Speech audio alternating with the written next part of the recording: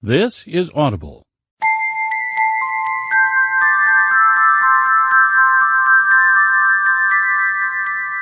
Harper Audio presents Pleasures of the Night by Sylvia Day, performed by Shayna Savage.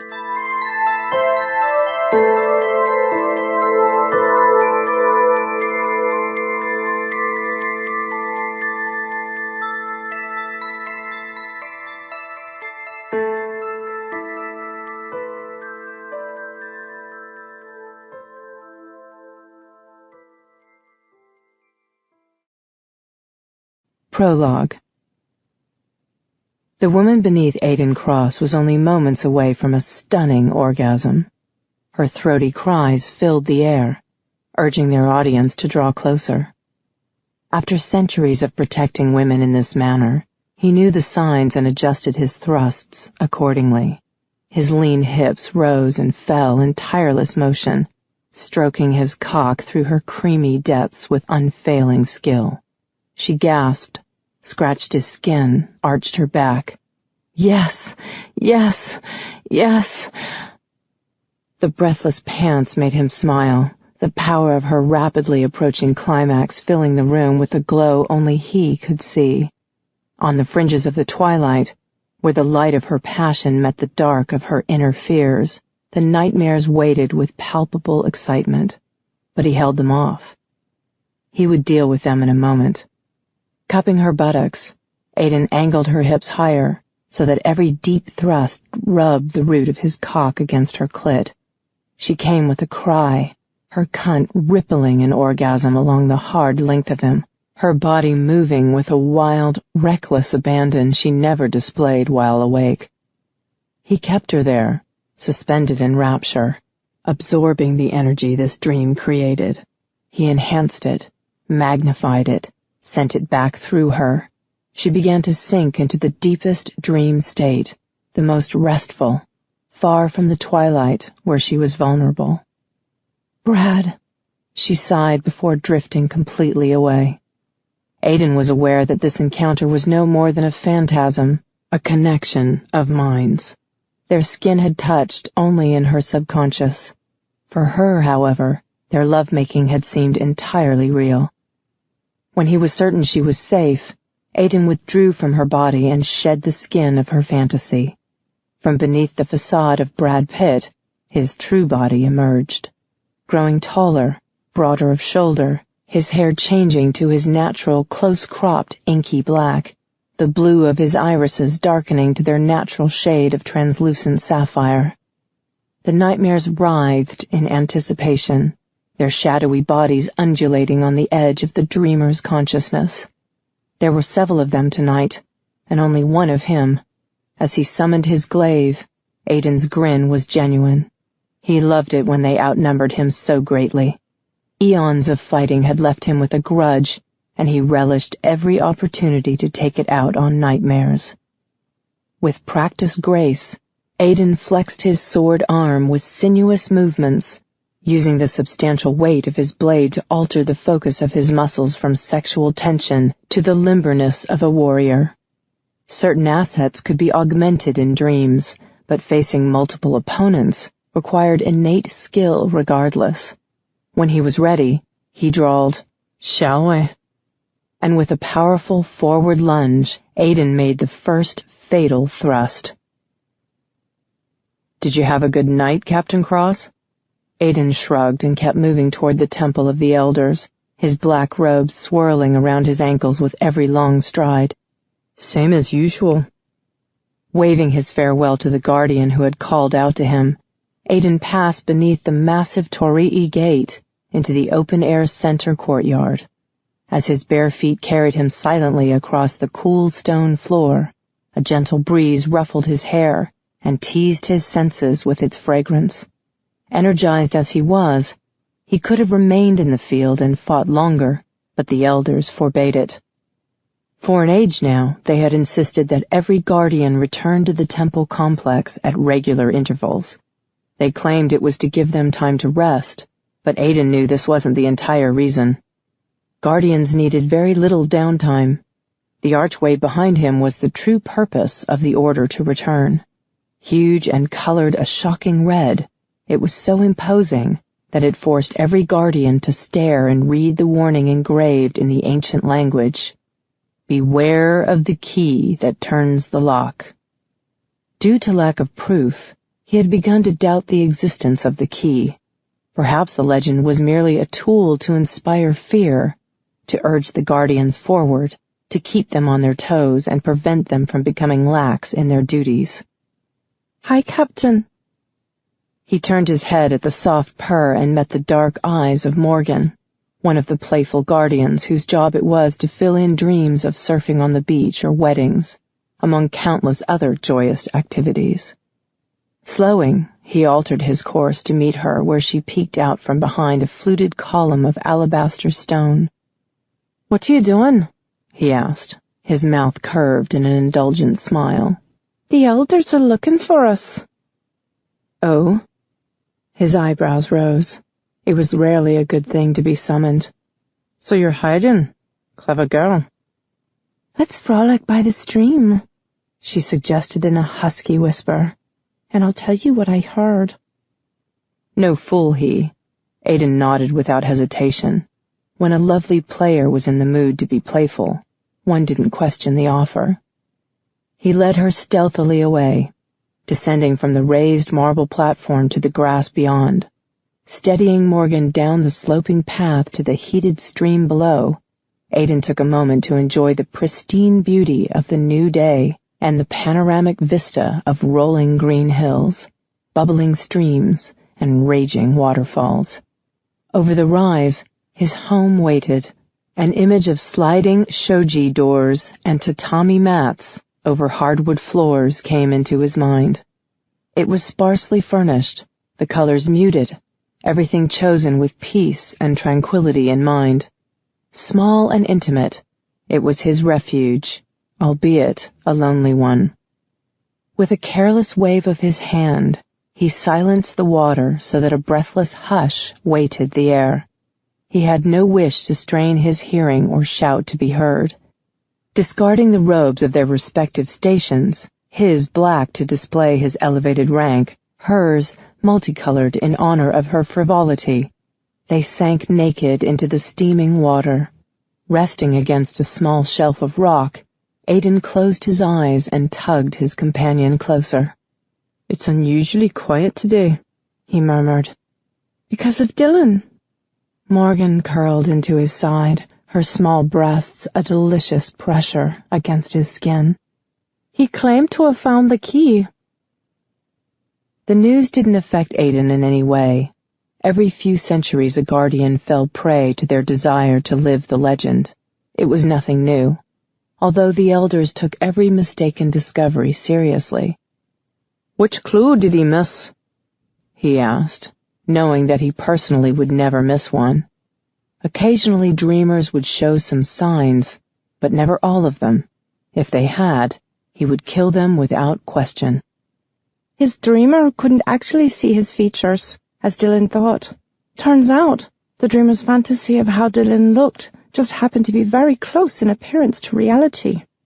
Ah, the most common error, and one that was made more and more frequently. Dreamers didn't have the ability to see into the twilight, so they couldn't discern the true features of the guardians who spent time with them. Only the mythical key could see them as they were. "But the other traits were there? Was he called by name?" "Yes." "The dreamer controlled the dream?" "Yes." "The nightmares seemed confused and disoriented." "Yep." Turning her head, she licked his nipple, then swam around to encase his hips between her widespread thighs. He caught her by the waist and urged her against him. He was distracted, his physical actions more habitual than passion-driven. Deep affection for anyone was a luxury elite warriors could not afford. It was a weakness that made them vulnerable. "What does that have to do with you and me?" Morgan ran damp fingers through his hair. "The elders are now reinvigorated by the news. That so many mortals display such a proliferation of the traits leads them to believe the time has come. And they've decided to send elite warriors like you to enter the dreams of those who resist us. My task is to work with the nurturers to heal them once you've gained entry. Sighing his misery, Aiden dropped his head back gently against the stone. Some dreamers shut away parts of themselves so securely, not even the guardians could enter. Either they had been abused in some manner and blocked out the recollections, or they felt such guilt for certain past actions, they refused to recall them. Protecting dreamers of that nature from the nightmares was the most difficult task of all. Without a full understanding of their inner suffering, the ability of the guardians to help them was severely limited. And the horrors he had seen in their minds. As memories resurfaced with a vengeance, wars, disease, tortures unparalleled, a shiver swept across his skin, despite the warm water. Images that haunted him through centuries. Fighting, action, he could handle. Sex, the blessed forgetfulness of orgasm, he sought with near desperation. A tactile man with insatiable desires, he fucked and fought well, and the elders had no hesitation in using him to their best advantage. He knew his strengths and weaknesses, and took on the dreamers who benefited from them. To assign him to work exclusively with those who were damaged, with no reprieve, what the elders asked of him now would be pure hell, not just for him, but for his men. You must be excited, Morgan murmured, misunderstanding his sudden hurried breathing. The elite so love a good conflict. He took a deep breath. If the weight of his calling seemed crushing, that was for him alone to know. Once he'd had boundless enthusiasm for his work, but lack of progress had a way of disheartening even the most hopeful. Amid all the ancient legends and tall tales, there was nothing that said his work would ever end. The nightmares could not be eliminated, only controlled. At any given moment, thousands in the mortal realm were suffering from nightmares whose merciless grip they could not awaken from. Aiden was weary of the stalemate. He was a man who sought a result, and he had been denied one for centuries. Morgan, sensing his preoccupation, brought his attention back to her with a hand between his legs, talented fingers circling his cock. Aiden's mouth curved in the smile that promised her every desire. He would give her what she wanted. Then he'd give her more. By concentrating on her, he could forget himself, for a while. How shall we begin, love? Hard and fast, or slow and easy? With a quiet sound of anticipation, Morgan rubbed her hard nipples against his chest. You know what I need, she breathed. Sex was the closest he came to companionship, yet it soothed only his physical hunger, leaving him with a deeper craving.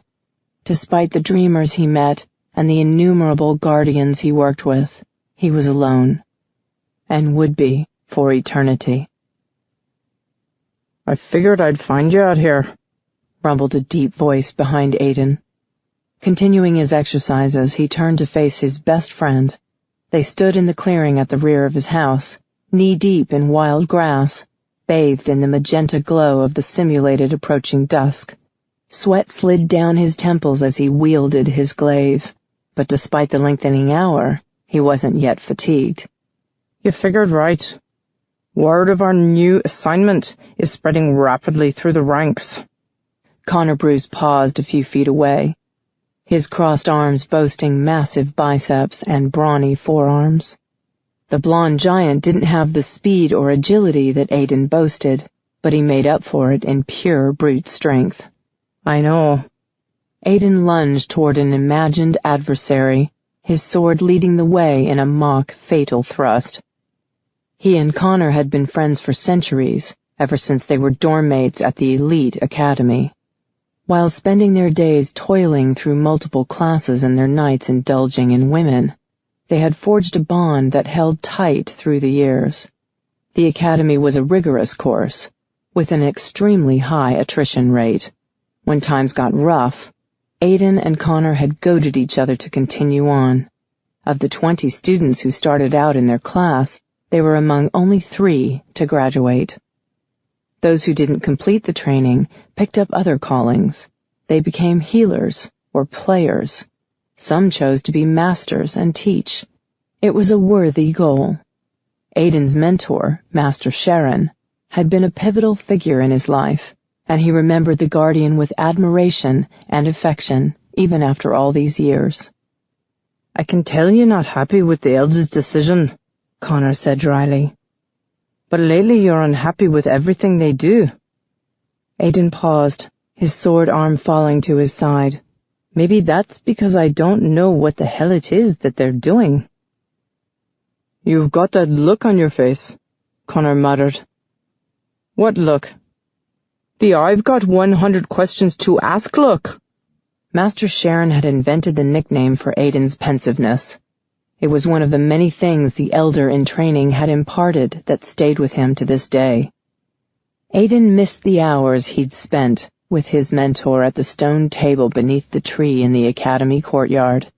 He would ask a multitude of questions, and Sharon would enlighten him with laudable patience. Shortly after they graduated, Sharon had gone through induction to become a full-fledged elder, and Aidan had never seen him again. Lifting his hand, Aidan fingered the stone pendant Sharon had given him the day he'd graduated. He wore it always as a tangible reminder of those days and the eager youth he'd once been. "Don't you ever wonder why anyone would want to become an elder?" he asked Connor. Yes, the possibility of finding answers was tempting, but induction changed guardians in a way Aidan found alarming. Sharon had been youthful in appearance, with dark hair and eyes, and tawny skin. Now he would look like the other elders, white-haired with pale skin and eyes. For a nearly immortal race, a change that drastic had to signal something. Aidan was damn sure it wasn't good.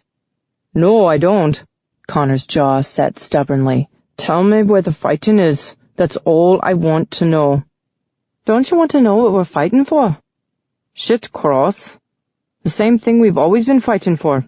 To contain the nightmares while we search for the key. You know, we're the only barrier between them and the humans, since we screwed up by letting the nightmares in. We've got to stick with it until we find a way to keep them out." Aidan blew out his breath.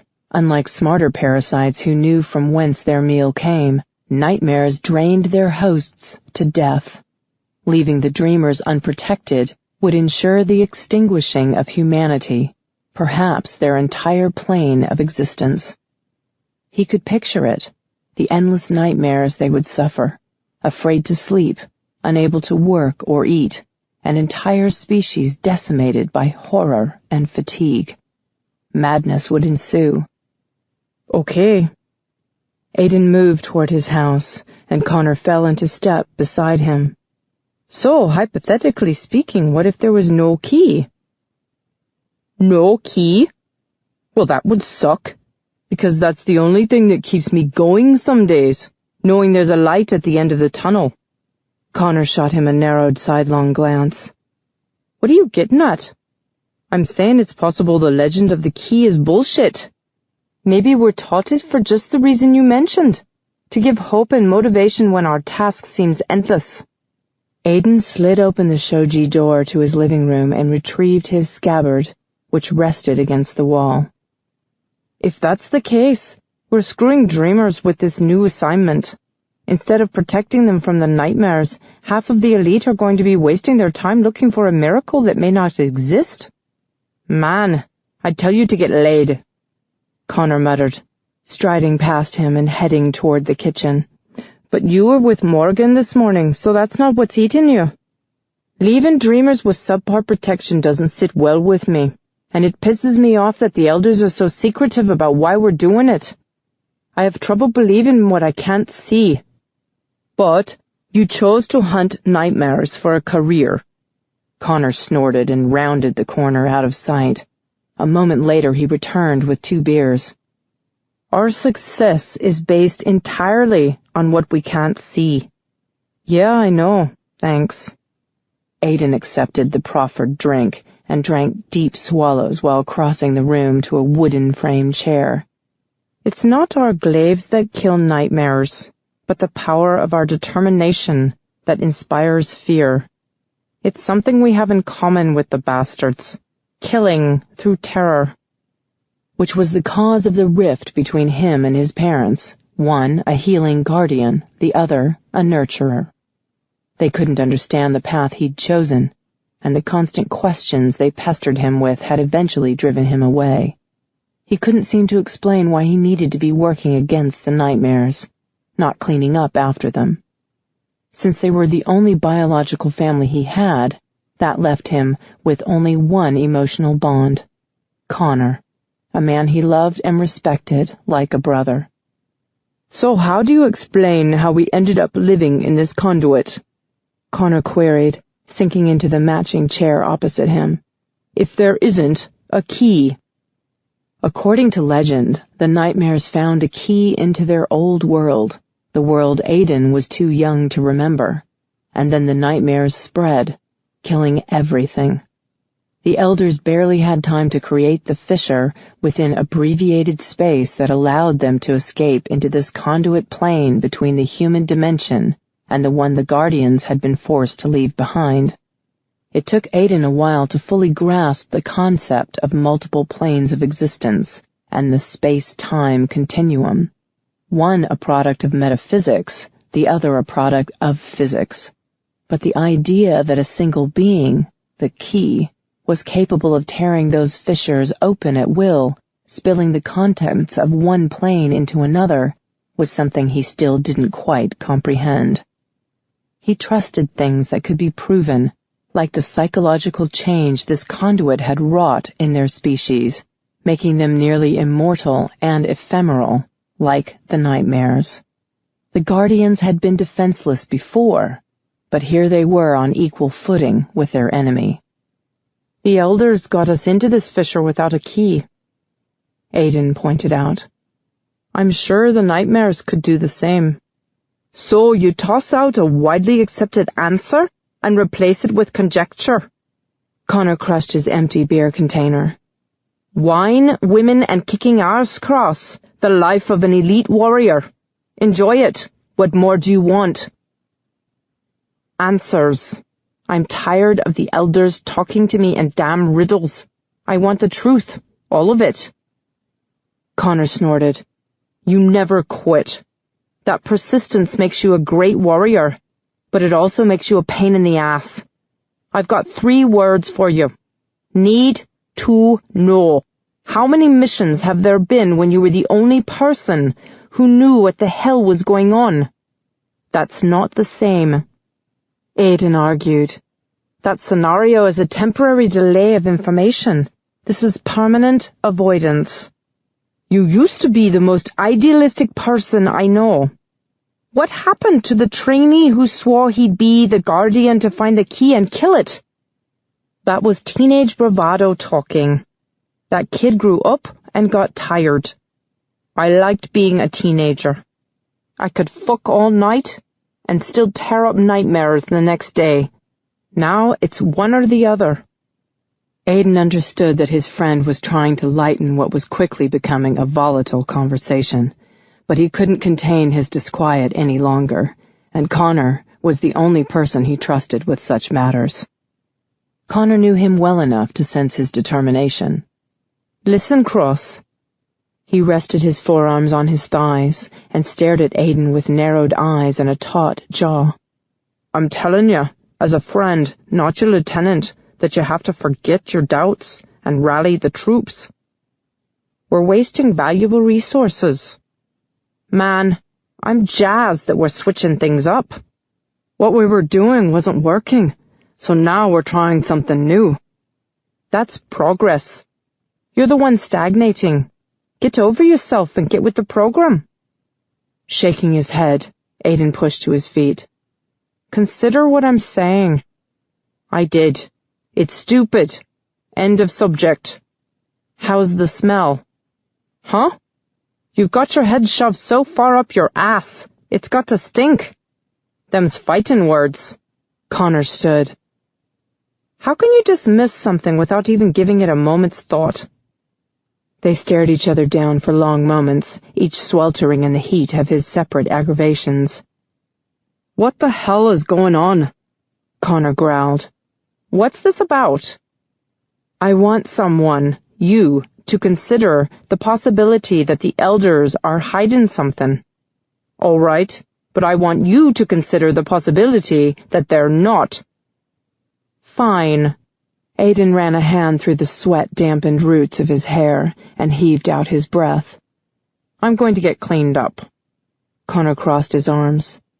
Then what? I don't know. You figure something out. Whenever I do the planning, we get in trouble. That's why you're captain. No, I'm captain because I'm better than you. Connor threw his golden head back and laughed his deep-timbered laugh, a sound that blew through the tension like a hard breeze in fog. There's still some of that bravado left in you.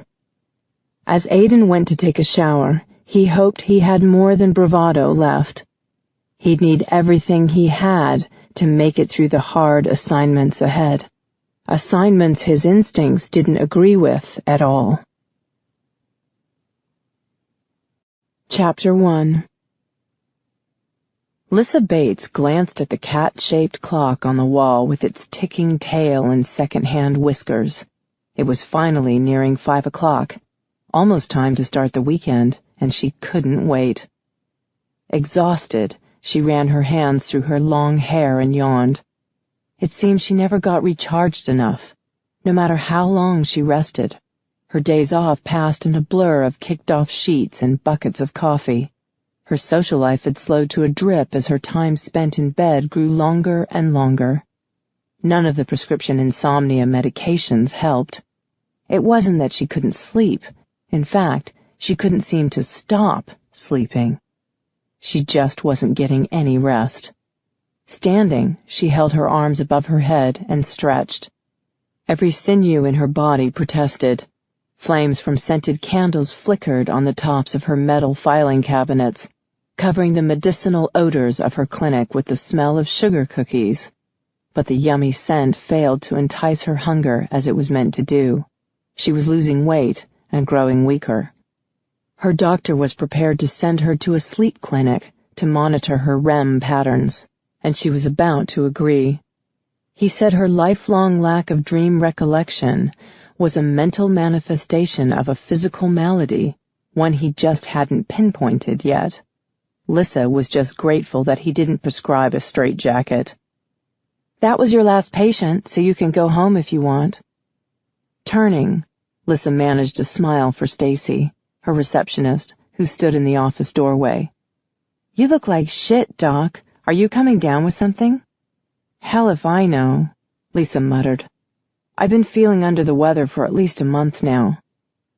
She had actually been sickly most of her life, which was one of the reasons she had turned to medicine for a career. Now she spent as much time as her energy level would allow in her cheery clinic with its creamy marble floors and soft Victorian decor. Behind Stacy, the narrow wainscoted hallway led to the waiting area decorated with cooing lovebirds in antique cages. It was cozy and warm, a place where Lissa enjoyed spending time, when she wasn't so damn tired. Stacy leaned against the door jamb and wrinkled her nose. Dressed in scrubs with cartoon animals on them, she looked cute and bubbly, which suited her personality. "God, I hate being sick. I hope you feel better soon. Your first patient on Monday is a lab who just needs boosters. I'll reschedule them if you want. Give you an extra hour to decide if you feel up to coming in or not." "I love you," Lissa said with a grateful smile. "Nah, you just need someone to take care of you, like a boyfriend." "Man, the way the single guys look at you when they come in here." Stacy whistled. "Half the time I think they bought dogs just to come see you." "Didn't you just say I looked like shit?" "Girl talk. You'd look better on your deathbed than most women do on their best day. These guys don't remember their pets' checkups because of the reminder postcards. Trust me." Lissa rolled her eyes. "I just gave you a raise. What do you want now?" "For you to go home." I'll close up with Mike." "I won't argue with that." She was dead on her feet, and although the clinic was still filled with the soothing cacophony of barking dogs, Mike's whirring grooming tools, and talking birds, everything was gradually winding down for the evening. "Let me put these charts away and I'll—" "No way! If I let you start doing my job, what do you need me for?" Stacy strode over, scooped up the files from the mahogany desktop, and moved out to the hallway. "See you Monday, Doc." Shaking her head with a smile, Lissa retrieved her purse and fished out her keys before she exited the back of her clinic to the staff parking area. Her black BMW Roadster waited in the nearly empty lot. It was a beautiful day, both sunny and warm, and she lowered the top before heading home. During the 20-minute drive, she guzzled the cold leftover coffee in her cup holder and blared the radio, trying to stay awake long enough to keep from killing herself or someone else on the highway. Her sleek car wove easily through the slight traffic in her small Southern California town. An impulse buy when she had finally acknowledged she was destined to die young, the Roadster was a purchase she'd never regretted. Over the last 4 years, she had made a lot of similarly drastic changes, like moving to the Temecula Valley and leaving a hugely successful veterinary practice in San Diego behind.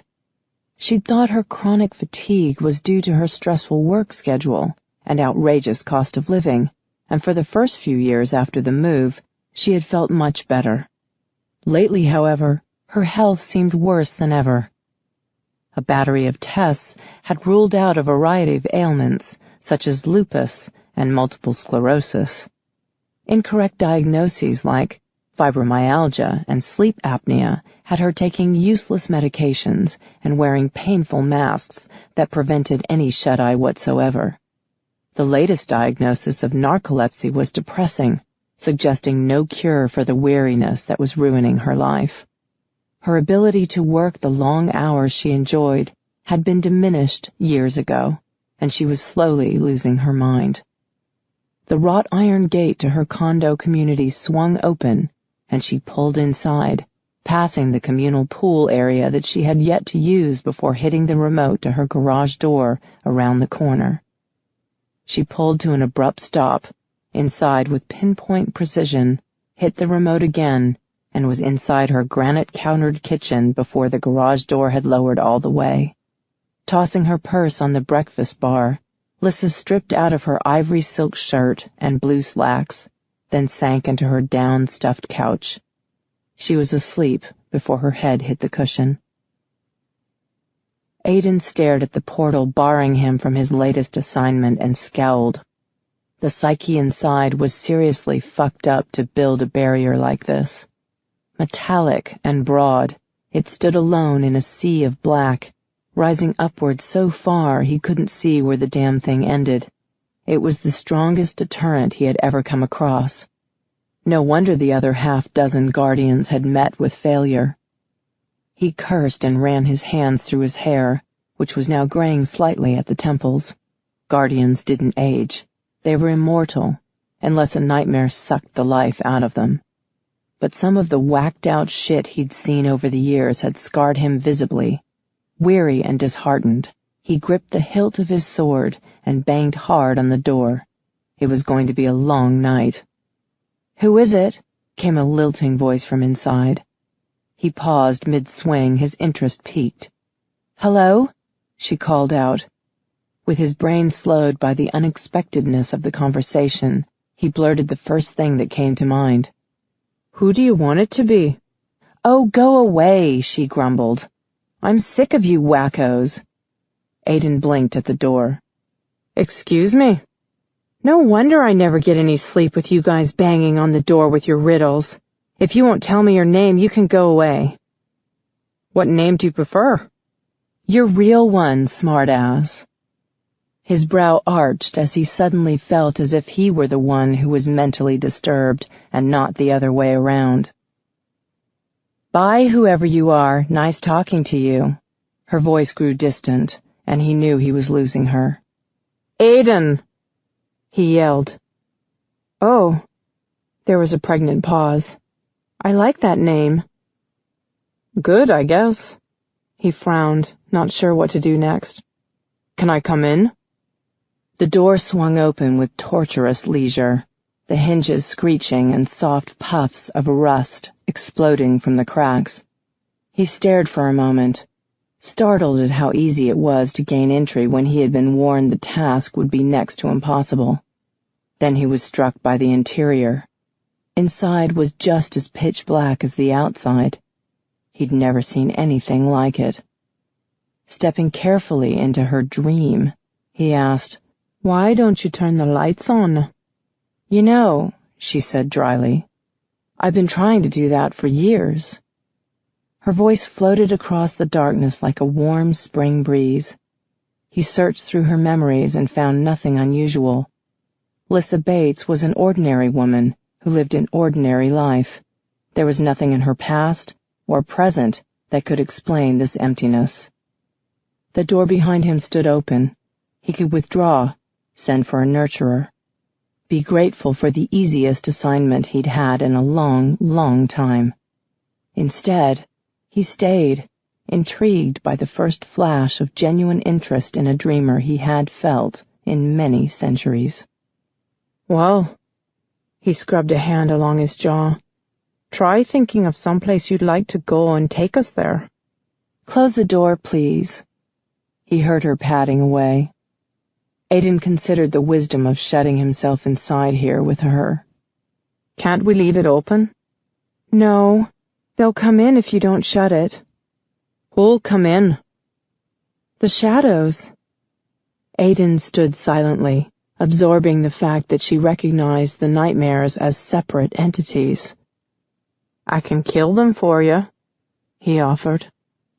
I abhor violence, if you must know. Yeah, I knew that. That's one of the reasons you became a vet. She snorted. Now I remember why I kicked you guys out. You pry too much. Turning to shut the door, Aiden said, You let me in quickly enough. I like your voice. Is that a brogue? Where are you from? Where do you want me to be from? Whatever. The footsteps padded farther away. Show yourself out. I'm not talking to you anymore. Aiden laughed softly and admired her spirit. She wasn't cowed, despite how miserable it must be to be alone in the dark. You know what your problem is, Lissa Bates? You and your friends bugging me? You don't know how to dream. All the endless possibilities of your mind, all the places you can go, the things you can do, the people you can be with, and you're not indulging in any of it. You think I like sitting here in the dark? I would love to be on a Caribbean beach right now, rolling around in the sand with a hot guy. The door shut with a tremendous booming sound, and he heaved out a breath. He had no idea what to do now. Nurturing, healing, all that mushy stuff. He wasn't good at any of it. What would a hot guy look like? He asked. Sex he could do, and honestly, for the first time in a long time, he was actually looking forward to it. There was something about the irreverent way she spoke. Oh, I don't know, she said, her voice settling into one area. Tall, dark, and handsome? Isn't that what all women want? Not always. He moved toward her, sifting through her memories for past examples of what she considered hot. You sound like you know. He shrugged, then remembered she couldn't see him. I've had some experience. Keep talking so I can find you. Why can't we talk like this? Because. He altered his course to the left. I would rather not raise my voice. It's a very luscious voice. His brows rose. Thank you. Luscious was not a word he'd heard in regard to his voice before. The compliment made his cock twitch, and the damn thing was so jaded it hardly ever did that without physical manipulation. It certainly had never done that without visual stimuli. I like your voice too. I picture you being very pretty. Rifling through her mind, he saw that she was indeed attractive, but tired, with red-rimmed dark eyes and a slender frame. Well, we'll be sure to keep the lights out then. She sounded sad. Normally, he would be backing away quickly from such emotion. Lust and anger were all he could afford to experience. He couldn't care too deeply about anyone's fate, not even his own. "There are those of us who can help you," he said softly. "Which one? The one who came last night and imitated the voice of my cheating ex-boyfriend?" Aiden winced. "Bad choice. But with the door in the way, I've got to hand it to him for even picking up on that much." She laughed, and the throaty sound was very different from what he had expected to hear. It was vibrant, full of life, a taste of the woman she'd been before whatever had happened to fuck her up. "The other night they sounded like my mother." He lowered to a crouch beside her. "To comfort you. That was smart, considering how close you are to her." "I don't want comfort, Aiden," she said, yawning. A heady floral fragrance filled his nostrils, and wanting more of it, he sat down with his legs crossed. "What do you want, Lissa?" "Sleep." Her sweet voice was so wearied. "God, I just want to go to sleep and rest. My mother talks too much to let that happen, and your people keep pounding on the damn door. The main reason I let you in was to shut you guys up." "Come here," he murmured, reaching into the darkness and finding her warm, soft body.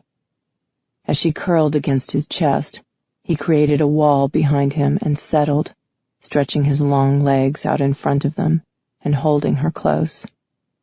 "This is nice," she breathed, her breath hot as it gusted through the opening of his tunic and grazed his chest.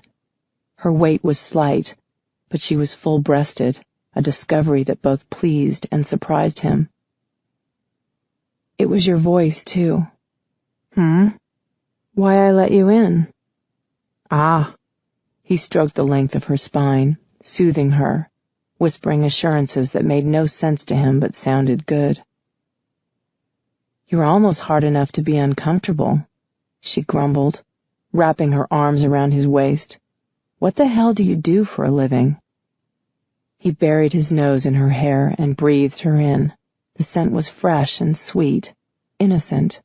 While this woman had spent her life healing small creatures, he'd spent an eternity fighting and killing. "I keep the bad guys away." "Sounds rough." He said nothing. The urge to find solace with her was nearly overwhelming, but unlike how he felt with other women, he didn't wish to lose himself in her body. He just wanted to hold her and take comfort in her caring. Her livelihood was healing, and he wanted, for just a fleeting instant, to be healed. He squashed the desire ruthlessly. "I'm so sleepy, Aiden." "Rest then," he murmured. "I'll make sure you're not disturbed." "Are you an angel?" His mouth curved, and he hugged her closer. "No, darling, I'm not." Her reply was a gentle snore. It was not so gentle kneading on her leg that woke her. Lissa stretched, startled to find herself on the couch, then even more startled to realize she felt wonderful.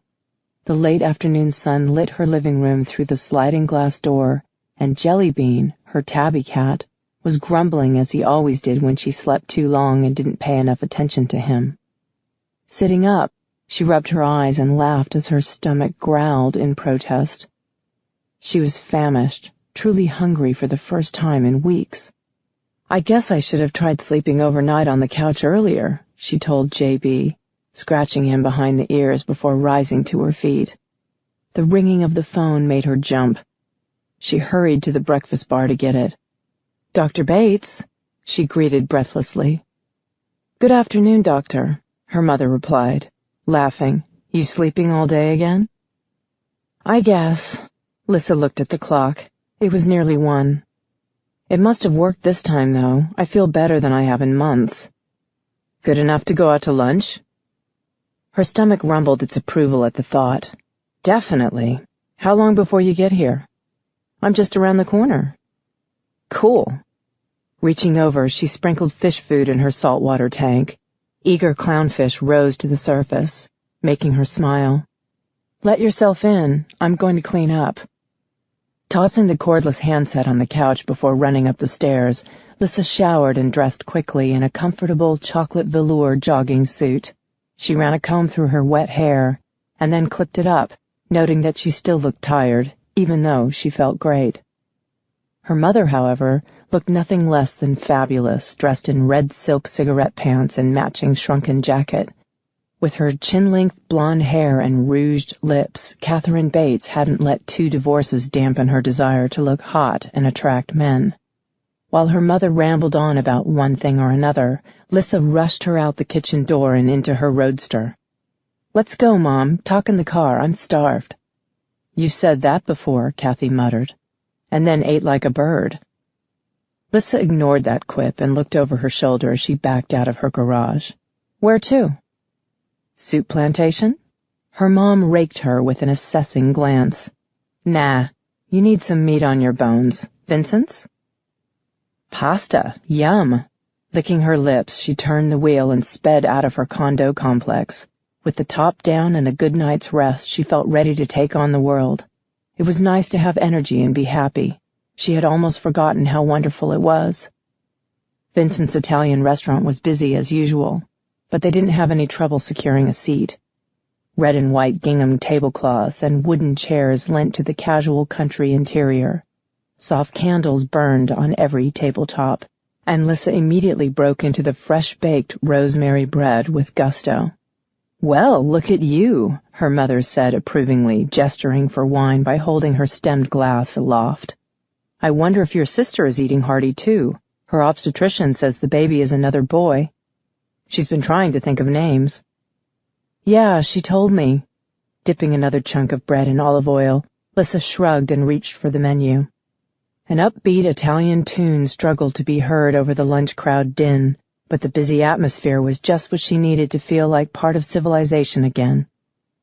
I told her the best I could do was some pet names. She wasn't impressed. I suggested she pull out that baby book I bought her, start with the A's and work her way down. Adam, Alden. "Aiden!" Lissa cried mid-bite. Something tender warmed her insides and made her sigh. "I don't know why, but I really love that name." It was a beautiful twilight night. The sky above was an ebon blanket of stars, and in the distance the roaring of the various waterfalls competed with laughter and hushed musical tones. Guardians who had worked the long night before were relaxing away the stresses of their day. For Aiden, however, his work was just beginning. He passed beneath the massive archway at the Temple of the Elders and paused at the Chozuya. Dipping the waiting ladle into the fountain, he rinsed out his mouth and washed his hands before continuing on. Grumbling under his breath, he then traversed the center courtyard and entered the Hayden where the elders awaited him. They sat before him in semicircular rows that faced the columned entryway he had just come through. Rising several stories above him, there were so many benches that the guardians had lost count of how many elders occupied them long ago. "Captain Cross," greeted one of them. Which one, Aiden couldn't say. As always, he thought of Master Sharon, knowing the teacher was one among the many, absorbed into what Aiden saw as a collective consciousness. The knowledge saddened him. He bowed respectfully. "Elders." "Tell us more about your dreamer, Lissa Bates." It was a struggle, but he kept his face impassive as he straightened. Just the sound of her name spoken aloud sent a shiver of pleasure through him. Despite the darkness of her dream, he had enjoyed his time with her. He'd felt secure behind the massive door, comforted by her trust, inwardly surprised and contented that she would turn to him for himself, not as a phantasm she had created for her own relief. And she'd commiserated with him, seen him as a man, not an automaton who craved nothing so much as a hearty fight and a willing fuck. "I've told you everything I know." "There must be more. 7 sleep cycles have passed since you gained entry, and she has denied all subsequent guardians." He shrugged. "Leave her alone. She's safe and sane. When she's ready, she'll let us in. She has no immediate need for us." "Perhaps we have need of her."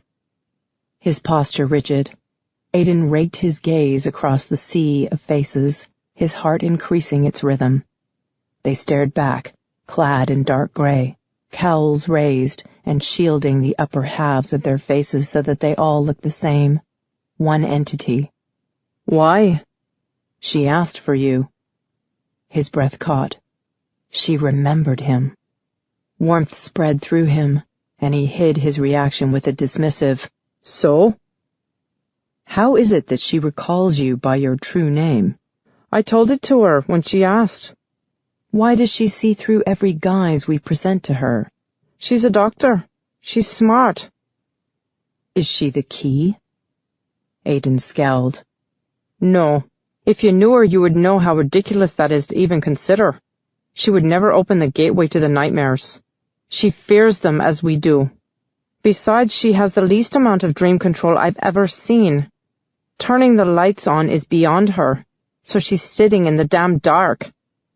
We must send more guardians to interact with her so that we may prove you correct. But she will not let us in. If we cannot gain entry, we will have to assume the worst and destroy her. Beginning to pace, Aiden clasped his hands at the small of his back and tried to find a way to argue reason against their unfounded paranoia. What can I do to convince you? Go to her again and urge her to open the door to us. As much as he longed to go, he dreaded it. Already this last week he'd been unable to stop thinking about her. Was she well? She was thinking about him. A soft shudder coursed the length of his frame. He'd been in her mind, seen who she was on every level. He knew her as well as she knew herself, and he'd liked what he saw and craved more time in her company. The conflicting desires to be with her and to avoid her goaded him with equal strength, like a banquet of desserts set before a hungry man. Although he knew an attachment to Lissa would satisfy, it wasn't good for him, and he would only end up hungrier. The turmoil he was experiencing proved that. If you will not go, Cross, you will leave us with no choice. The threat hung heavy in the air. The request to revisit a dreamer was not unheard of, but it was very rare, and it had never been asked of an elite warrior before. He steeled his resolve. He could manage to hold himself aloof, just as he'd done forever. Of course I'll go. You will be assigned to her until she opens to other guardians. He couldn't hide his surprise. But I'm needed elsewhere. Yes, your leadership will be missed, the voice conceded. However, this woman is unique in her ability to bar both nightmare and guardian with that door. We must know why she does this and how. Perhaps it is a skill we can replicate in other dreamers. Imagine the benefits if they could defend themselves. That's not all. He stilled mid-stride and faced them. If goodwill was your aim, you would assign a healer or nurturer to coax her out. Instead, they sent a man known for his aloofness and ability to kill with precision. There was silence. Then, if she is the key, you are best equipped to eliminate her. His blood ran cold. To think that a stupid legend would lead to the death of a woman as sweet and pure as Lissa Bates made his stomach roll. Every day that passed, Aiden hated his calling more and more. The killing of those who were ruined by madness or inherent evil like the nightmares was becoming hard enough. If they were now to kill innocents, he didn't know how he would bear it. You stayed with her, Cross. You could have withdrawn, allowed another to comfort her. You have only yourself to blame for this mission. He held his open palms out to them. What's happened to us that we, the guardians of the innocents, would now kill simply because we don't understand? The key must be found and destroyed, the elders intoned in unison. Forget the damn key, he yelled, his voice booming through the domed space, causing the elders to recoil as one body. You, who are so wise, can't see the truth even though it's staring you in the face. There is no key. It's a dream, a myth, a delusion. He pointed an accusing finger at them. You want to live on false hope instead of facing the facts. You want to believe that there is some miraculous thing out there that will absolve you of the guilt you feel in bringing the nightmares here. But we have nothing more than our will to fight, and we are wasting energy searching for what doesn't exist. The war will never be over, ever. We can only continue to save whom we can. What do we become if good is killed along with evil for a lie? Unless, his voice lowered ominously, there's something you're not telling us, some proof. The silence that followed his outburst was deafening, but he didn't take it back. He had only spoken the obvious. Finally, someone spoke. "You did not tell us of your crisis of faith, Captain Cross," came the far too calm rejoinder. "But all things come in good time, and this mission is even more suitable for you now that we are aware of your feelings." Locking himself away sounded better and better to him, too. Fine, I'll go to her now. And I'll continue to go to her until you tell me otherwise. He hoped they would come to their collective senses and realize how fanatic their beliefs had become. In the meantime, he would defend Lissa from both herself and the order that was sworn to protect her. Aiden spun on his heel and left in an angry swirl of black robes. He didn't see the elders' collective smile, and no one saw the one elder who didn't smile at all.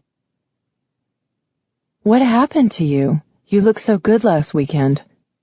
Lissa rolled over and pressed her face into the back cushions of her couch. "That one night of rest was a fluke." Her mother sat on the floor and stroked her hair. "Your whole life you've had trouble sleeping. First it was growing pains, then nightmares, then fevers." Shivering in memory of ice water baths, Lissa tucked her sage-green chenille throw closer around her.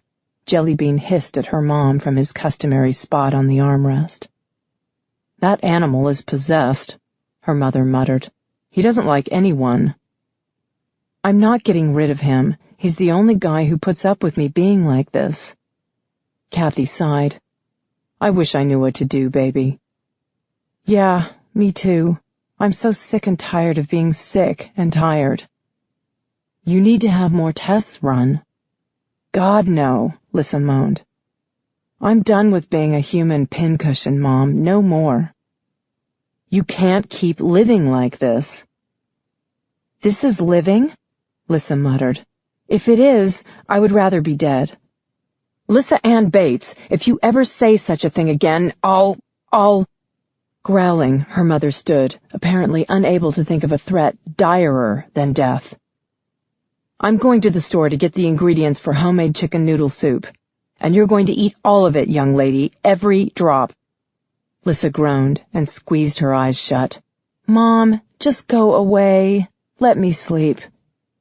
"I'll be back. I'm not giving up, and you're not either."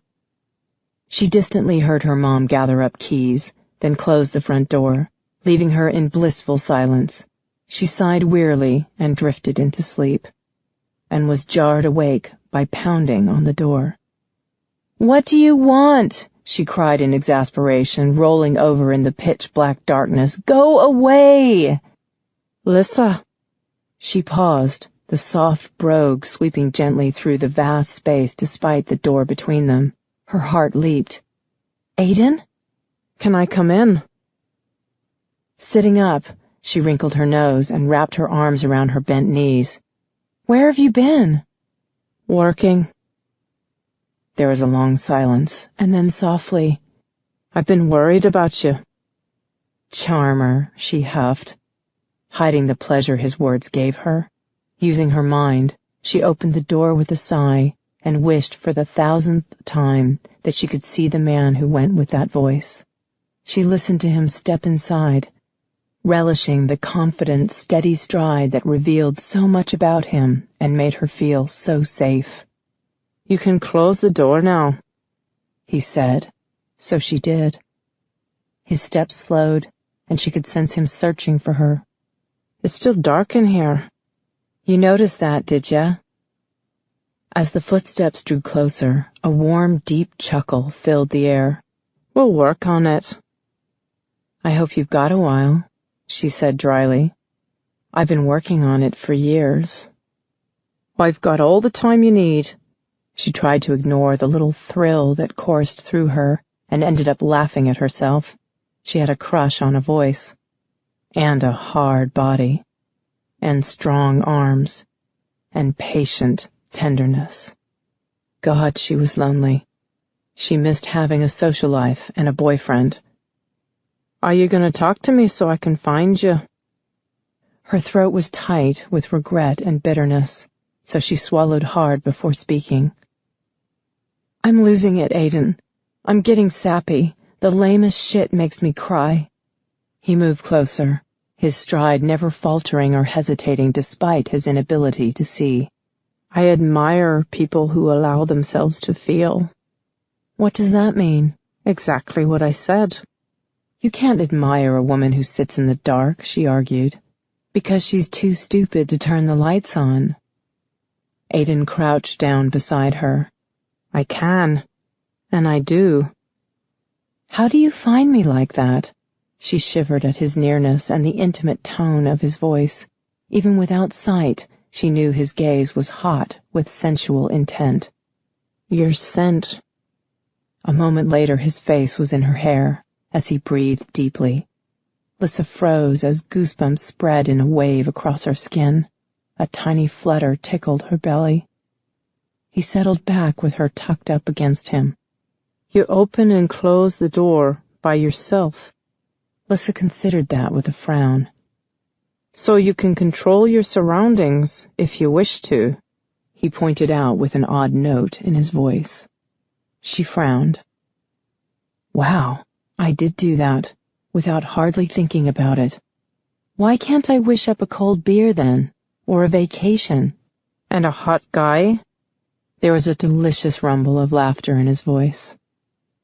I've got the hot guy. She bit her lower lip at the thought. Aiden's voice dripped sensual promise. His hard body and long, powerful legs boasted his stamina. She reached up and touched his hair, finding it short-cropped, thick, and silky. With the darkness robbing her ability to see, lustful images flooded her mind. Thoughts of her fingers in that rich hair while his mouth worked magic between her legs. He hissed through his teeth, and she realized how her altered position pressed her breasts to his chest. Her nipples were hard in response to her thoughts, and she knew he could feel them. Pulling away quickly, Lissa scrambled to put distance between them.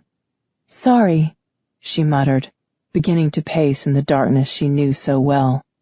Aiden was silent for a long time. Then he cleared his throat and said, So, let's try to figure out how you control the door. She continued to stride back and forth restlessly, certain she had never felt as awkward in her miserable life. Lissa, he heaved out his breath. You know what I think? What? That I'm a sex-starved nutcase. I think you're too keyed up to focus on dreaming. Don't you mean hard up? She walked away from temptation, her bare feet padding softly across the warm floor. For the first time in a very long time, she wished she were alone, which made her grumpy along with frustrated. You can dream just fine when you're focused, he called after her. Snorting, she shook her head. Say it, she grumbled under her breath. I need to get laid. She gasped as strong arms caught her about the waist and held her tight to a rock-hard chest. Against the curve of her buttocks she felt his arousal, a hot and substantial presence that burned through her sweats to her skin. Her brain stopped working, unable to process the fact that he might want her too. I'll do more than say it, hot stuff, he rumbled in her ear. Then he spun her to face him and took her mouth with breath-stealing hunger before lowering her down onto golden sand. Chapter 2. As sunlight flooded his vision, Aiden blinked and stared down at the woman in his arms. His heart stopped, every cell in his body arrested by the flowing golden tresses that tumbled across the sand. What? She gasped. Lovely dark eyes widened in surprise as she looked around. "Where are we?" A soft tropical breeze ruffled his hair, and reggae played in the background, but his eyes never left her face. She was confused, her short nails digging into the skin of his forearms, and he couldn't form one coherent word to reassure her. Lissa Bates was stunningly beautiful, her features both patrician and sensual, her mouth full and red, kissable, her eyes tip-tilted seductively, revealing both intelligence and innocence. Why had she pictured herself as worn and tired-looking? Because that's the way she felt. "Oh my God," she breathed, her fingertips touching his face reverently. "You're gorgeous." And then they were plunged into darkness.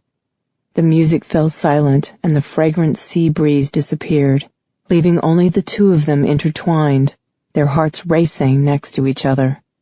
"What happened?" she cried plaintively. Aiden was immobilized in shock. He had desired her scent, the feel of her body, the blunt way she spoke. Regardless of her facial appearance, he'd wanted to take her beneath him and fuck her senseless. Sex as a distraction had always worked for him, and from her response to his embrace, he'd known it would work for her, too. Then he saw her, and now he wanted something more. "You got scared," he managed hoarsely. "Lost the dream." As he struggled with the implications, she resumed caressing his face, learning his features by touch, as a sculptor would. He had no idea what she'd seen in the light. Her dream would make him into whatever she desired most. For the first time he resented that, wishing the effect he had on her was genuine, and the face she admired so much was his own. "Aiden?"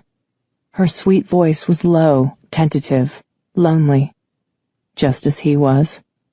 He rolled, pulling her over him, his arms dropping to the ground. His head fell back and his eyes closed, the weight of his dilemma crushing his chest, making it hard to breathe. An eternity of seducing had given him enough insight to be certain something fragile had taken root in the brief moment their eyes had met. It needed to be crushed, and Lissa forgotten. "Yes?" His voice was gruff, and he felt the confusion it caused ripple through her. He should let her go, move her off him. But he couldn't do it. Then she lowered her mouth to his, her softly fragrant hair surrounding him, encasing them together, until all he was cognizant of was her and how much he wanted her. Her lips touched his, a brief kiss, a gentle pressing. He groaned in painful awareness.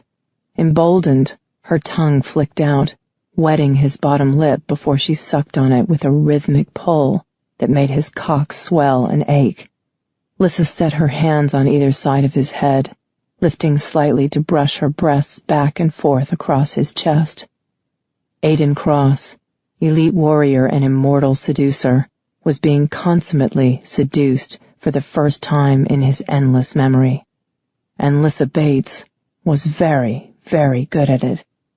He wanted to distract her and get laid. Now, mating with Lissa had become a dangerous tangle. His brain was not analyzing, step by step, the best way to excite her so he could hurry up and thrust his cock into her.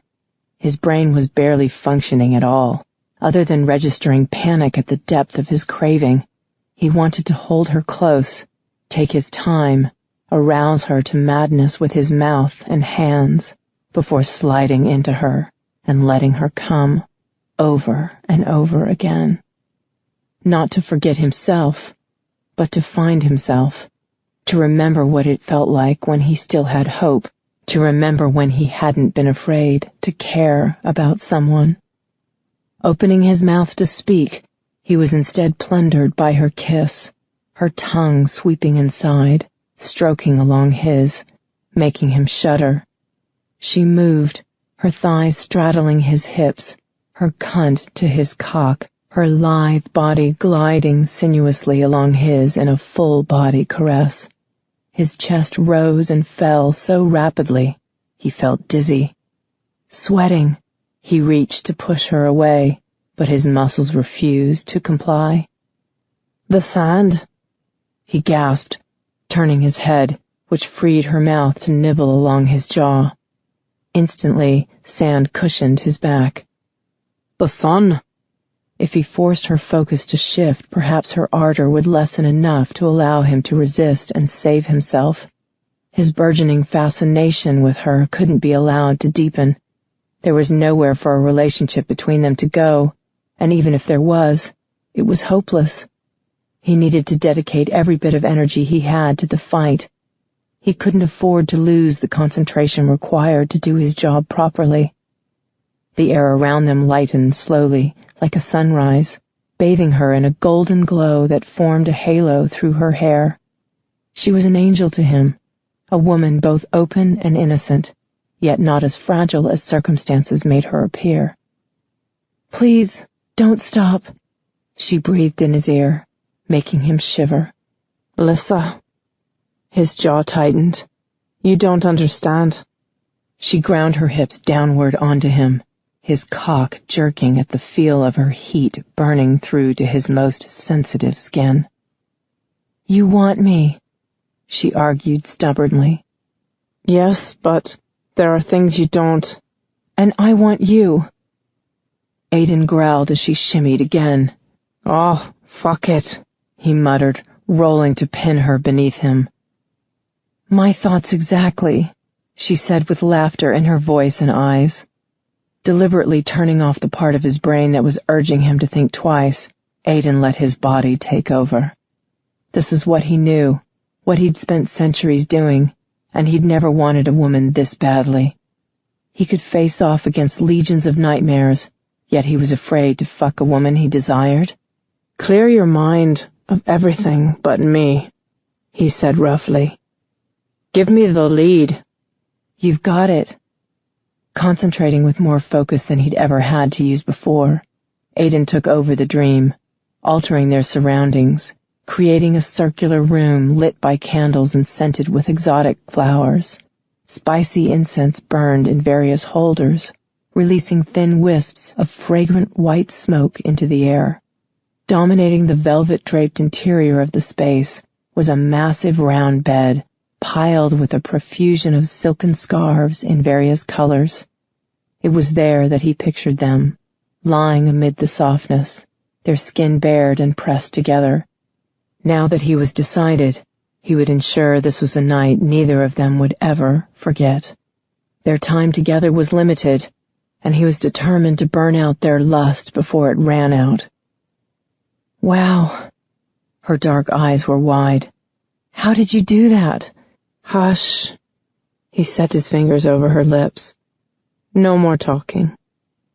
Turning onto his side, he caught up her hand and set her palm against his chest. "Feel the rhythm of my breathing." I'd rather feel you naked."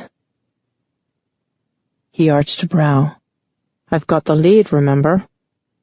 Inhaling deeply, Aiden started out imitating the rapid lift and fall of her chest. Then he slowed the pace. "Match me." Lissa followed along at Aiden's urging until they were inhaling and exhaling in unison. The concentration required to do as he asked narrowed her focus dramatically. She was inundated with sensory input, the alluring sense of the room, the feel of his hard, powerful frame, and the softness of the material they were sprawled on. Her wandering gaze noted the profusion of hibiscus flowers adorning water-filled glass jars and the soft violet glow given off by oil-burning lanterns. There were tapers as well, in jeweled candle holders, and moonlight shining down from an open oculus. Altogether the effect was magical, supremely sensual, and erotically charged. As her world shrank to encompass only this room and the man with whom she shared it, Lissa felt her enchantment with Aiden deepen. "Don't lose the tempo of your breathing." His voice was a low, seductive rumble that flowed through her. Aiden held out his hand, and a small bottle of golden liquid appeared in his palm. "Will you teach me how to do that?" she whispered, watching as he moved gracefully to a kneeling position beside her and poured jasmine-scented oil into his hand. Someday. Not tonight. His slow smile made her heart leap. Tonight, I'm going to give you what we both want. Lissa could hardly believe what was happening. She was about to have sex with a man she barely knew. But this was a dream, and none of the taboos applied here. They didn't have to go through the routine dating steps of dinner and a movie, following the rules until they could say they knew each other well enough to go all the way. So stupid. She already knew everything she needed to know. He was kind and solicitous of her needs, going to great lengths to create lush surroundings in which to take her. If this had been about nothing more than sex, he would have fucked her in the sand and been done with it. Instead, everything about his approach to their lovemaking was geared toward her pleasure. Keeping her breathing deep and even, Lissa allowed her gaze to roam all over Aiden's body, admiring his golden skin burnished by the flickering candlelight. It was stretched taut over beautifully defined pectorals and washboard abs, his biceps flexing as he warmed the oil in his hands. Then she looked lower, taking in the object of her desire. Her mouth watered and her pussy grew wet at the sight of his impressive cock and weighty balls. God, you're well hung. She shivered all over, her mind filling with images of him working her to orgasm with that mouth-watering erection. Damn. Finally, after all these years, she had the perfect guy. It was enough to make her writhe with desire, her skin burning hot and prickled with awareness. She licked her lips as he straddled her, his thickly veined cock curved upward to nearly touch his navel. The man was over 6 feet tall, with shoulders so broad she couldn't see past him, yet she didn't feel overwhelmed by his size. She felt safe and protected, and deeply thrilled to have such a magnificent male in her bed. His torso tapered to a lean waist, trim hips, and powerful thighs. The memory of those thighs between hers made her mouth dry. Unable to resist, Lissa lifted her hands and wrapped them around his erection. She slid her fingers upward, judging length, and blinked in awe. Then again, he was huge everywhere else. Why not here, too? There is a spiritual philosophy called Tantra, he murmured, cupping her aching breasts and kneading them. Have you heard of it? Bits and pieces. Her fingertips drifted along the hard length of his cock, learning its shape and texture in minute detail. She heard a slight catch in his inhale, and then he resumed his steady breathing. His coarse hands squeezed her swollen flesh with expertly gauged pressure. Her gaze grew heavy-lidded as her blood slowed, flowing sluggishly through her veins. Tantra teaches believers that the energy of the cosmos exists within our bodies, and that a true tantric sexual union merges these energies into one. Aiden, Lissa whimpered as his fingertips tugged gently on her nipples. They were so hard, nearly painful from the extent of her arousal, and the oil on his hands allowed his touch to glide across her fevered skin. The combination was maddening, both soothing and inciting. I really don't need foreplay now. Aiden winked and exuded wicked, erotic, decadent sex from every pore. That's what I'm trying to tell you. This isn't going to be a fast fuck. In fact, it'll be a while before you'll feel my cock in you. You can't be serious. Her back arched as he pinched the erect points of her breasts. Oh yes, I can. Narrowing her gaze, she wished she had some oil of her own. Instantly her hands felt slick, and a slow smile curved her mouth.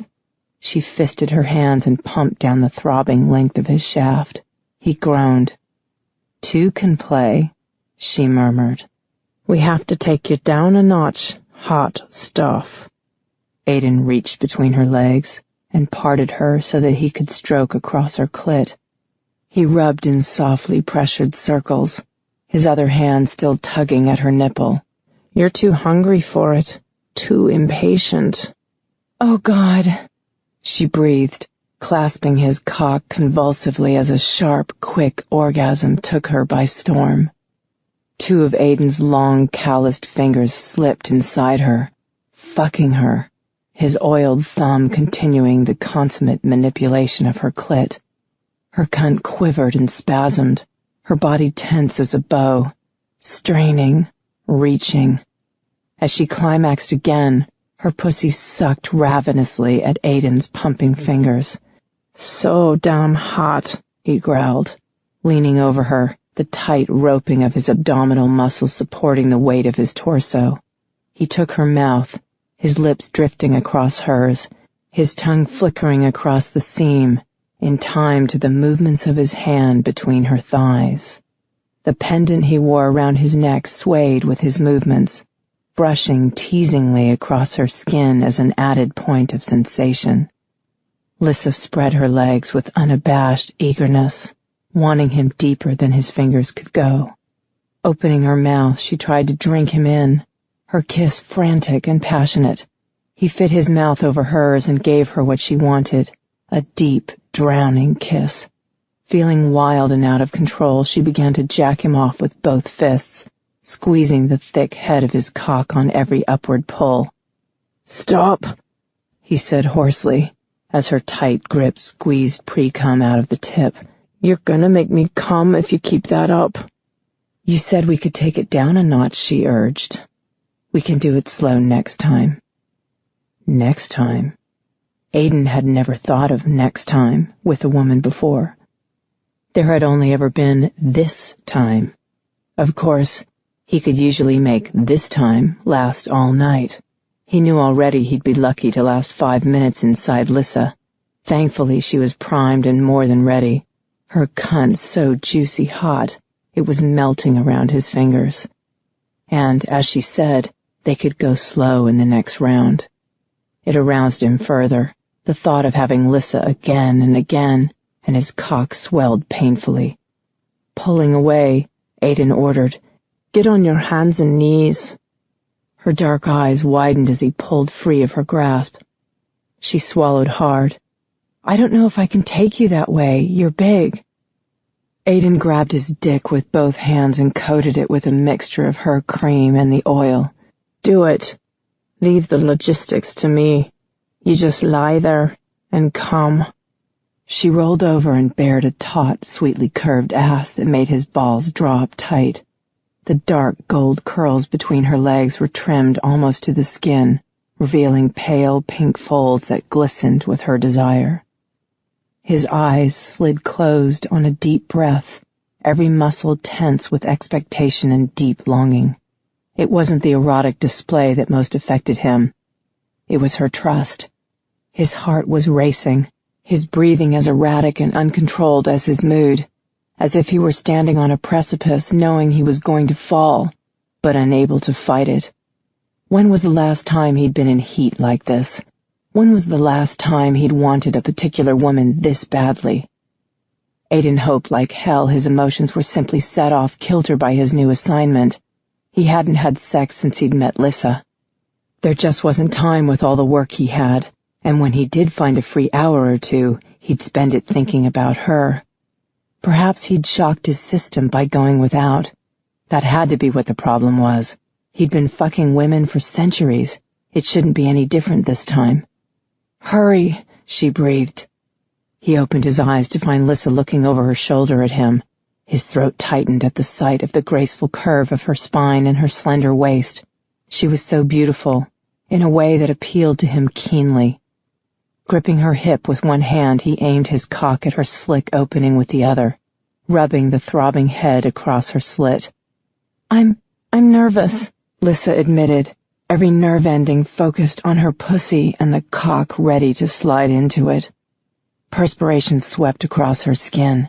She quivered as he began his entry, the thick head spreading her wide. "Don't be," he rumbled. "I've got you." Aiden entered her slowly, too slowly, working his way inside her, advancing, retreating, making her achingly aware of every inch. His progress was agonizing, teasing, driving her mad until her arms started to shake, forcing her to sink into the scarves. The change in angle tilted her hips upward, allowing him to feed her more of that magnificent cock. She whimpered.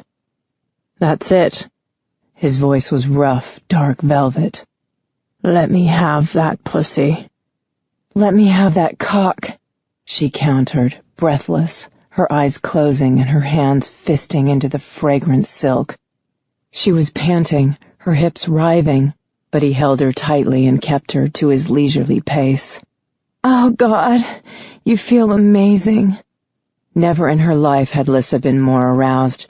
She was so wet, so hot. She doubted she could take a man of his size if she wasn't. "Oh, Lissa," he crooned, one hand stroking the length of her spine, making her arch like a cat. "You've got the tightest, juiciest, hungriest cunt I've ever fucked." "Aiden." She shuddered violently, his coarse words spoken in that luscious brogue making her cream. The extra lubrication allowed him to slide deeper, making them both gasp. Regulated breaths were out of the question. They were both too far gone, their focus so completely arrested by the place where their bodies joined. She liked dirty bedroom banter, had fantasized about it, but it took a highly confident man to be so open. Until now, she'd never found one. Finally, Aiden sank into the hilt, his tight, heavy balls resting against her clit. He withdrew and pumped forward, the smacking of his sack against her slick flesh forcing a deep moan from her. Her voice came slurred with pleasure. "You're so deep." And he was. Every crevice of her pussy was stretched to hold him, sheathing him like a custom-made glove. There was no way to ignore how perfectly they fit together. Aiden paused with one hand at her hip, the other at her shoulder. His chest rose and fell in great bellows against her back, which drew her attention to his quivering thighs. She felt as if she were rattling apart. It appeared he felt the same. The tantalizing smell of his skin filled the air around her, blending with the incense. Where they touched, they clung, their mingled sweat binding them closer together. "Maybe if we come fast," she suggested shakily, trying to think of a point past this moment of vulnerability. "Yes." Reaching beneath her, Aiden rubbed her clit in those maddening circles and began to shaft her cunt with long, measured drives. The sensation was incredible, the feeling of stretching and shrinking, of grasping and sucking, of being pumped with expert precision by a man who knew how to fuck so well it made her mindless with lust. Lissa had no doubt she was in over her head. She didn't have the experience to handle a man like Aiden. It was obvious in a way he mantled her body and rode it with absolute surety that he was in his element. She, on the other hand, could only lie there and take it, her entire body so sensitized that the feel of his pendant brushing across her back made her orgasm. "So sweet," he groaned, as she shook beneath him with a startled cry. "I'm coming." She felt his cock jerk inside her as he climaxed hard, flooding her with pulses of thick, hot semen. Blood roared in her ears, dulling her hearing, but slowly she became aware of his words, softly whispered in a language she didn't comprehend. His tone was reverent, his embrace crushing.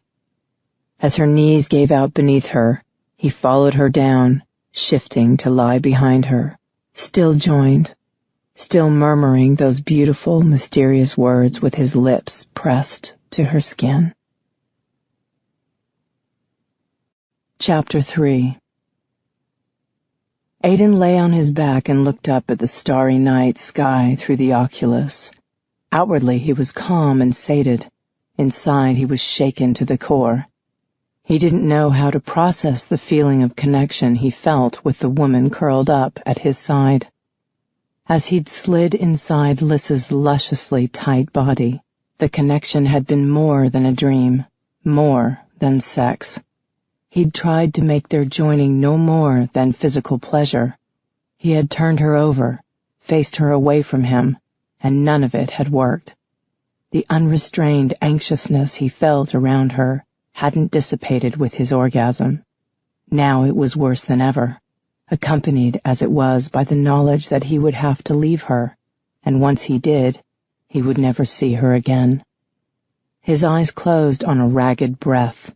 She'd made love to him, not a fantasy, not the captain of the elite, not a guardian with a lascivious reputation, just Aiden Cross. In all his life, he was certain she was the only woman to have ever done so. The effect that knowledge had on him was startling. He'd been as lost to the sex as she was. He, a man who'd fucked literally countless women, had just had a sexual encounter unlike any other. So tell me, her warm breath gusted across his skin. What are these things you say I don't understand? Lissa. He heaved out a sigh and looked down at the top of her head. How could he tell her enough to keep her safe, but not enough to anger the elders? Uh-oh. She rose to look at him. Let me guess. You don't date seriously. You're not looking for a girlfriend. No attachments. It's just sex. It wasn't, but he could never tell her that. Instead, he said, I'm a dream guardian. Her brows rose. Okay, that's a new one. The beach, this tent, your clothes, even the darkness, they are inventions of your mind. Kay, I got that. I'm not. You're not what? I'm not a figment of your imagination. You can alter my appearance to suit your desires, but that's the extent of your control over me. You can't make me do anything I don't want to. Yeah, I figured that one out already. Lissa pursed her lips in thought. She offered a shaky smile. So, you're not a tall, dark, and handsome, drop-dead, gorgeous sex god? Aiden's lips twitched with a withheld smile. What color is my hair? Black. All over? Lissa ran her fingers through his chest hair, then dipped lower to cup his balls. Yes, all over. And my eye color? Her eyes narrowed. Then she leaned closer. I'm not sure, she said finally, in a low, hesitant tone. They look dark. I think the light's not good. He reached out and caught her hand, then dropped it as if it burned him. That was her first sign that something was wrong. She saw his hands clench into fists and wonder what the hell was going on. The lighting is fine. So I take it that's not how you look? No. A shudder moved through her. She'd just made love to a man she couldn't see. It was so bizarre. She didn't know how she was supposed to feel. What does a dream guardian do? It depends, he said, his voice rough. There are a lot of us, and we're divided into certain specialties. Each guardian has their strengths. Some are tender and offer comfort to those who grieve or are deeply saddened. Others are playful and fill in dreams of sports heroes or reality television shows. I suppose you're one of the tender ones, she guessed, remembering his compassion and caring, and finding peace in that. She didn't know what he looked like, but she knew what type of man he was, and that's what really mattered. Aiden stiffened beneath her. Her brows rose. What? I'm captain of the elite warriors, he said, as if that explained everything. I keep the bad guys away, he told her that first night. But he'd been kind to her, tender. What's an elite warrior? I'm assigned to protect dreamers who have recurring nightmares. Like a bodyguard? More like a military rescue. That's why you're so big. He stared at her intensely. I'm a large man, yes, but I don't know what you see when you look at me, Lissa. Your dream is fabricating my appearance. Dreamers can't see guardians. Your subconscious fills in the gaps. Oh. Lissa sank deeper into the scarves. Why do I need an elite warrior in my dreams? I don't have nightmares. The door you built is a formidable one. We had to come in, and I'm the muscle. Her short laugh held no humor. That's why you came back tonight? Because I wouldn't open the door to the other guardians? Yes. Her stomach knotted. She had totally believed that line about him worrying about her. Why do they want to come in here so bad? There's nothing to see. Aiden sat up and rested against a pile of pillows. Aside from the silver chain and stone pendant he wore, he was unabashedly naked. The most luscious, masculine animal she had ever seen. Even as she applauded her imagination, she mourned that he wasn't real. His male perfection was all in her head. Nightmares are real, he said. Just not in the way humans have come to see them. Huh? She waited for him to speak, and then listened with damp palms as he explained abbreviated space, space-time, and planes of existence in a voice devoid of inflection. Since the nightmares had discovered the human subconscious through the fissure created by the elders, the battle was never ending. The dreams created in the human mind had given nightmares a new power source on which to thrive. Fear, fury, misery, these were easily aroused through dreams, and fed them so well. Too many times I've seen the dark circles under human eyes, the slumping shoulders, the weary, shuffling stride. Aiden's hands fisted rhythmically in his lap. Over the years, the elders have tried to close off the tiny crack between the twilight and your world. But there's no way, Lissa. We can only do damage control. And here she'd thought she was an expert on dreams after a lifetime of struggling with hers. How little she knew. We fight back as best we can to protect you. He continued. We've become phantasms, taking on the form and nuances of each individual subconscious. Lissa considered everything carefully, and then asked, Why do I have to know all this? I'm assuming most people don't. Most people don't, he agreed. But you're stronger than most. You recognize all guises, and you can keep us out if you want to. I've been asked to convince you to open the door, since you understand that this is a dream which is rare, but not unheard of. I decided to give it to you straight. They just want to come in, look around, and see if there are any nightmares lurking in here? Isn't that your job? Aiden was silent a moment. Then, They're looking for someone, Lissa. They're not sure who they're looking for. But there are certain traits that raise alarm. You bear some of the traits. I worry that too many years of searching have made them overzealous. I want you to be careful when they visit with you. I would prefer that you reveal as little as possible without appearing suspicious. I'm telling you this because I want you to be prepared. She nodded. Okay, we should come up with a secret signal or something. If I start talking too much, you can warn me.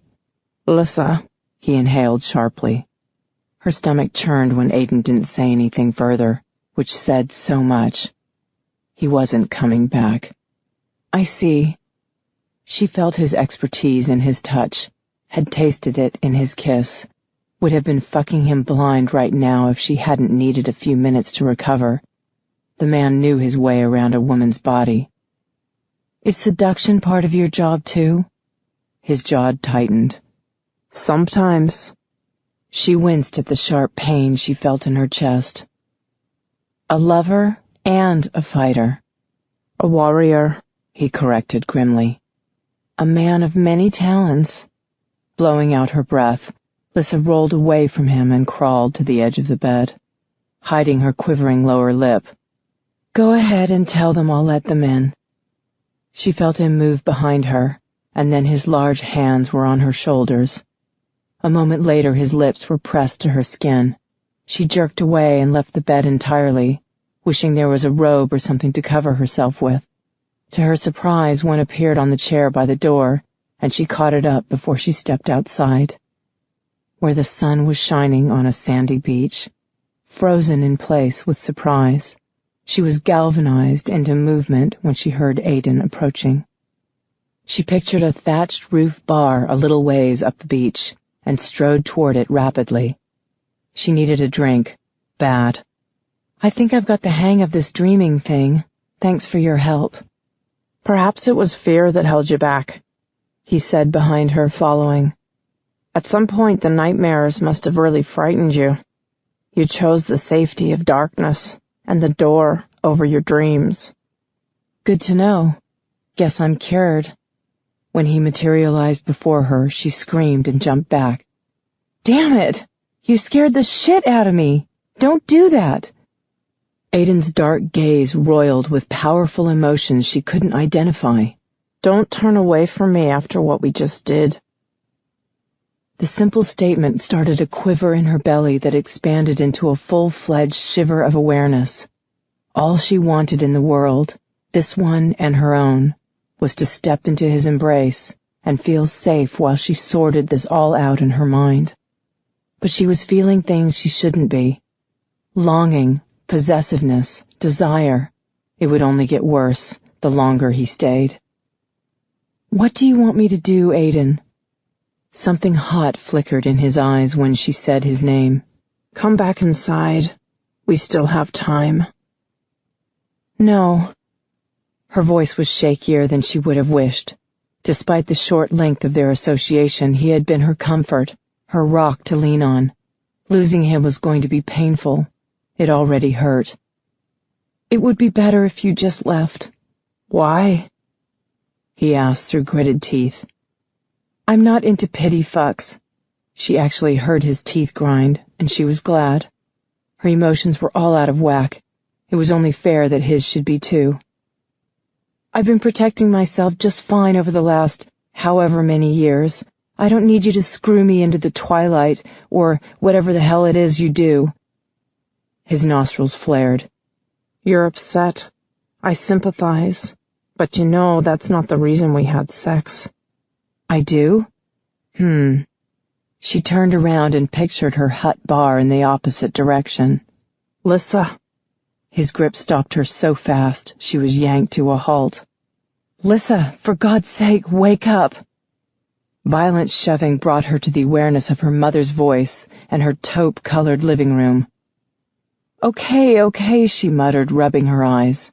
Her mother hovered over her. "Christ, Lissa, you scared me to death." "Huh?" "You've been asleep for almost 24 hours without moving a muscle.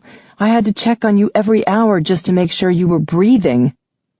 Closing her eyes, Lissa sighed and stretched, finding every muscle sore from hours of being in the same position.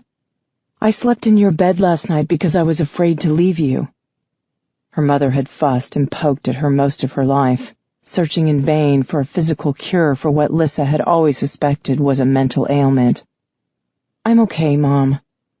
And for the first time in years, she really felt as if this was true. She wasn't sure why she felt that way. She just knew that she did, like something was settled or resolved. A long-standing question answered. "What time is it?" "Just after 8. "Ugh." Tossing off the chenille throw, Lissa stood with a grimace. "I'm going to be late for my first patient if I don't get going." "How the hell can you even think about going to work when you were a vegetable only a minute ago?"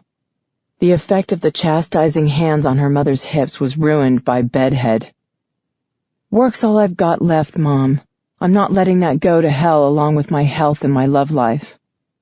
"I'm calling your doctor and telling him he needs to run more tests." Lissa was already halfway up the stairs. "No way. If you don't agree to a checkup, I'm not letting you go to work." "Mom." She glared down the stairs, but the stubborn set of maternal jaw told her arguing would be pointless. "Fine," she conceded grudgingly. "But you have to make me coffee, too."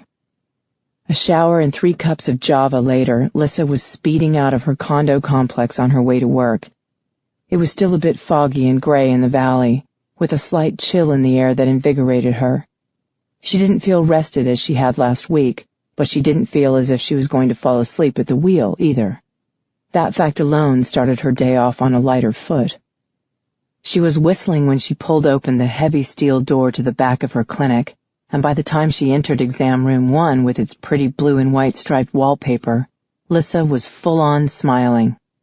"Good morning," she greeted, her eyes widening as her patient's owner turned to face her. "I'm Dr. Bates." Tall with short-cropped dark hair, he was handsome and well-built, filling a loose pair of jeans and tight black t-shirt to perfection. The writing on the shirt betrayed his occupation as a fireman, a job she admired. He took her outstretched hand. "Chad Dawson," he gestured to the beautiful German shepherd who sat elegantly by his feet. "This is Lady." "Hi, Lady." Lady held out her paw for a shake. "What a clever girl you are, Lady," she praised, glancing at the chart in her hand. "Shots, I see. I promise to be gentle." Never one to torture her patients, Lissa got straight to it and then offered a treat in reward. The whole time, Mr. Lady hovered nearby, his cologne a gentle presence in the room, his large body absorbing all the space. She was keenly aware of him and his undisguised interest, so when she finished notating the chart and prepared to move on to the next room, she wasn't surprised when he stopped her. "Dr. Bates?" "Yes?" "I appreciate your care for Lady. She hates shots and shakes like a leaf when we come to the vet." Lissa rubbed Lady behind her ears. "You were very brave, Lady, one of my best patients ever." She glanced up. "She's a wonderful dog, Mr. Dawson." "Call me Chad, please." She smiled, but her stomach did a little flip that was partly excited and partly panicked. "I hope you don't mind," he began with a sheepish smile, "but I noticed you're not wearing a wedding band. Are you seeing anyone?" The urge to say yes was strong and confusing. "Not unless you count grumpy cats." His returning grin was dazzling. "In that case, I'd like to take you out to dinner sometime, if you're open to dating owners." "I never have before," she admitted, "but there's always a first time." She pulled a notepad featuring a pharmaceutical advertisement out of a drawer, and they exchanged numbers and set a date for the weekend. Lissa stayed in the room for a short while after Chad and Lady left, trying to figure out why a date with a hunky fireman who liked dogs was making her sad. Hidden beyond the edge of the twilight, Aiden stared at the woman writhing on the bed. She keened softly, her naked body arching upward as she stroked her clit with one hand while thrusting 2 fingers deep into the drenched cleft of her sex with the other. He barely blinked, refusing to look away, his mind urging his errant body to cooperate and become aroused. Around him, he felt and heard the nightmares moving in, drawn to the energy the dreamer was exuding into the twilight. She was as vulnerable as it was possible to be, and it was his job to lead her to safety. But despite his sincere wish to help her, he couldn't find the tiniest bit of desire for the task ahead. Sighing, Aiden closed his eyes and sent out a silent call for help. As the woman on the bed moaned in the beginnings of a climax, he felt a presence at his side. "I was coming to find you anyway," said the laughing voice next to him. "Oh?" Shooting a sidelong glance at Connor, Aiden tried not to look too relieved when his friend began to strip with obvious anticipation. "I was assigned to your dreamer tonight, Cross. I figured once you knew, you would want to swap again. You've been giving me all your sexual assignments for weeks, but I strongly suspected you'd want to have another dream with her. And you need it, man. Bad." Aiden tensed as emotions he didn't understand flowed through him. "Lissa Bates?" Connor nodded and rubbed his hands together. "Whatever your fascination is with her, I hope it lasts a while longer. Trading places with you rocks. Now, if you'll excuse me." The other guardian stepped into the dream, and his outward appearance instantly altered to suit the woman he approached. Aiden turned away and departed swiftly, his thoughts once again fully consumed by the dreamer he should never see again, but couldn't seem to resist. A month had passed since he'd last been with her. A month of questioning other guardians to find out who had spent the evening with her, and then grilling them about what had been said and what she was doing. She was seeing someone now, a man named Chad, and Aiden told himself it was best that her life was now back on track. He had tried to follow her lead and forget her, taking on assignments that would have distracted him in the past. Nothing worked. Now he moved through the twilight with barely suppressed excitement, his heart racing at the prospect of seeing her again. The sweet tone of her voice and softly flowered scent stayed in his mind, as did the deep color of her eyes and the golden strands of her hair. But like a twilight morning, the details were shrouded in mist and fading. If he gave it a little more time, he could forget. But he didn't want to forget. For the first time in many, many centuries, his blood ran hot, and for the first time ever, his heart ached with yearning. He couldn't let her think she was only a job to him. Before he moved on, he needed her to know that he'd made love to her because he wanted to, and for no other reason. Lowering to the ground, Aiden paused before Lissa's door. He wanted to hold her again, to be the recipient of her passion and seducing caresses. Did Chad benefit from such play? The thought burned, making him sweat. She hadn't fucked the other man, yet. Aiden knew because he inquired every day. Growling his anger at the thought, he reached for the shiny new handle that hadn't existed the last time he was here. He stepped inside without forewarning, and found the same beach he remembered from before.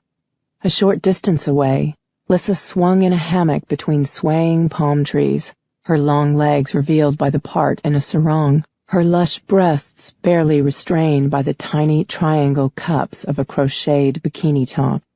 In her lap, she held a drawing pad, and her lovely features were shielded by the wide brim of a straw hat.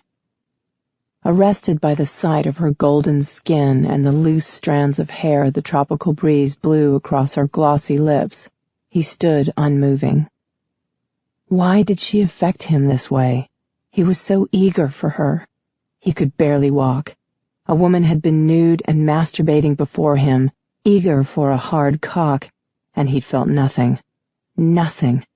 Just like all the other women he had avoided over the last month. Steeling himself inwardly, Aiden walked toward her. As she raised her gaze to meet his, the wariness in her dark eyes tightened his chest. The trust she'd given freely when he'd bedded her was gone, and he felt its loss keenly. Sighing, she moved to a seated position and tossed her notepad to the sand. Kicking her lithe legs, she set the hammock rocking like a swing.